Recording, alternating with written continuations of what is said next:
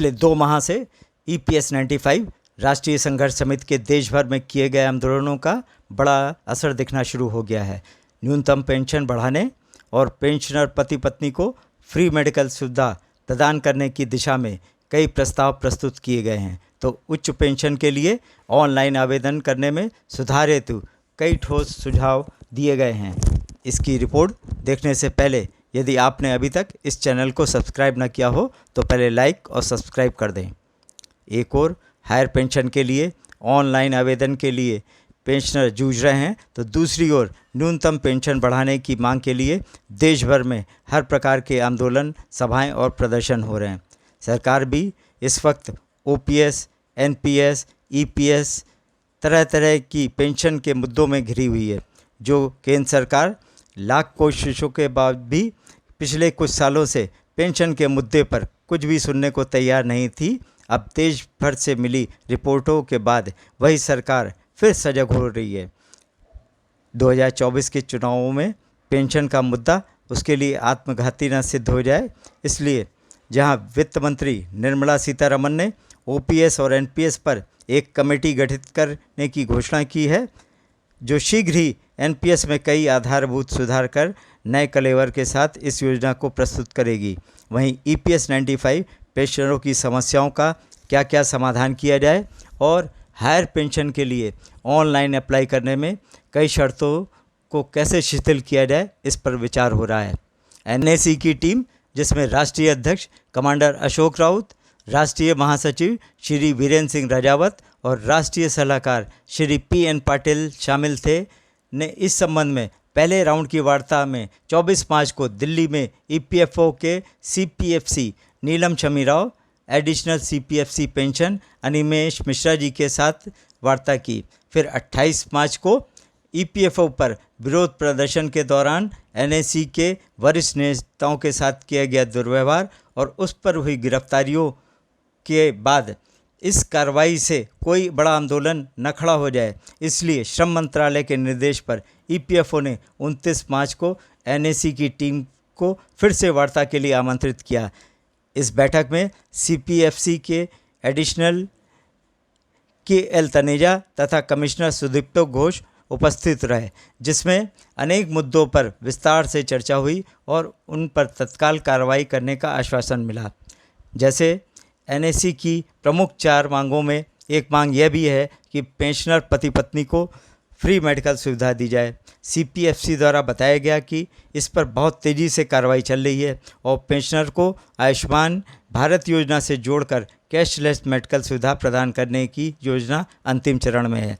NAC द्वारा ये स्पष्ट कराया गया कि उक्त योजना में अनेक मापदंड हैं, अतः पेंशनरों के लिए उन्हें हटाकर ही इसे लागू किया जाए। 8-9 महीने पूर्व भी इसे लागू करने की चर्चा एक बार बड़े जोर शोर से हुई थी, परंतु लागू नहीं हो सकी। पर अब लगता है कि पिछली खामियों को दूर कर इसे प्रस्तुत किया जाएगा। न्यूनतम पेंशन 7,500 रुपये महीना और महंगाई भत्ते की मांग पर EPFO अधिकारियों का कहना था कि वो इस विषय पर गंभीरतापूर्वक कार्रवाई कर रहे हैं। इसमें सीजनल और कुछ ही वर्षों तक अंशदान करने वाले, कम अंशदान करने वाले, इस प्रकार की अनेक कैटेगरी हैं जिस पर समीक्षा की हो रही है। फिर भी सभी को सम्मानजनक पेंशन मिल सके, इस दिशा में कार्रवाई हो रही है।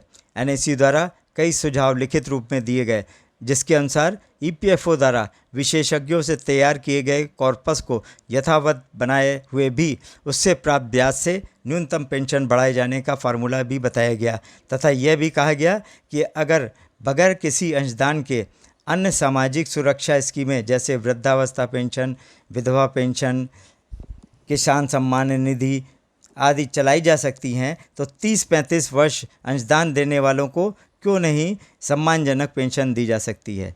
माननीय सुप्रीम कोर्ट के हायर पेंशन के फैसले के बाद 2014 के पहले और बाद वाले पेंशनरों में विभाजित कर अन्याय किया गया है। सबको समान रूप में लेना चाहिए।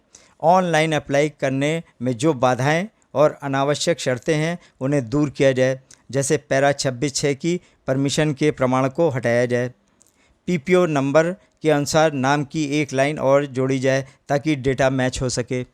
जिन पेंशनर का EPF कार्यालय बदल गया है उनका डाटा मिसिंग है उनकी फ़ाइल तुरंत अपलोड की जाए। जो विभाग बंद हो चुके हैं उनके विषय में अलग से दिशा निर्देश जारी किए जाएं।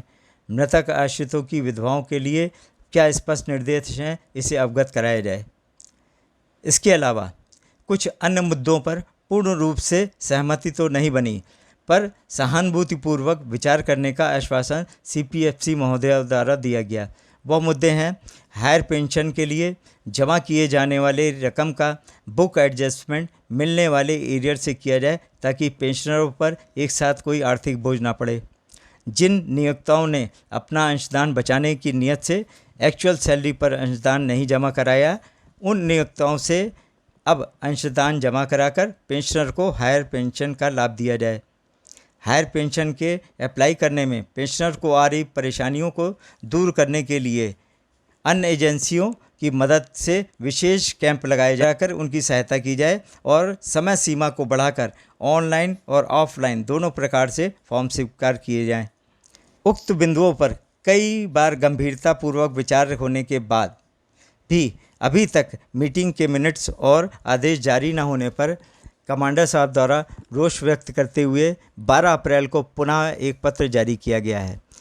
इन वार्ता में जो तथ्य निकल कर आए हैं उस पर कब और कितना अमल हो यह तो बाद में पता चलेगा, पर जो लोग कहते हैं कि छोटे मोटे आंदोलन और प्रदर्शन का कोई असर नहीं होगा, उनके लिए यह जानना भी ज़रूरी है कि EPS 95 योजना लागू होने में पिछले 20 वर्षों में इतने बदलाव किए गए पर कोई आवाज़ उठाने वाला नहीं था। सबका मौन सरकार ने स्वीकृत मान लिया था, पर NSE के साथ मिलकर पेंशनरों ने 5-6 वर्षों में देश भर में धरना प्रदर्शन, सभाएं, अनशन और रैलियां की हैं।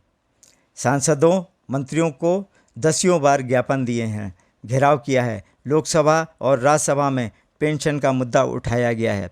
उसका संज्ञान सरकार, न्यायालय, प्रशासन और मीडिया जगत को अब होने लगा है। केरला कोर्ट ने ऑनलाइन एप्लीकेशन से पैरा 26(6) का क्लास हटाने को कहा है।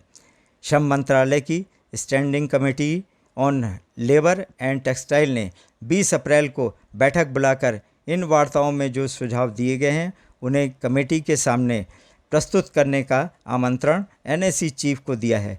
पेंशन में सुधार की जो अलग अब जलाई गई है वह धीमे न पड़नी पाए। सभी सक्रियता से 2024 के चुनाव के पहले कुछ न कुछ हासिल किया जा सकता है। आप भी वीडियो के अंत में नीचे दिया गया बेल का बटन दबाकर अपनी बात दूर दूर तक पहुंचाएं।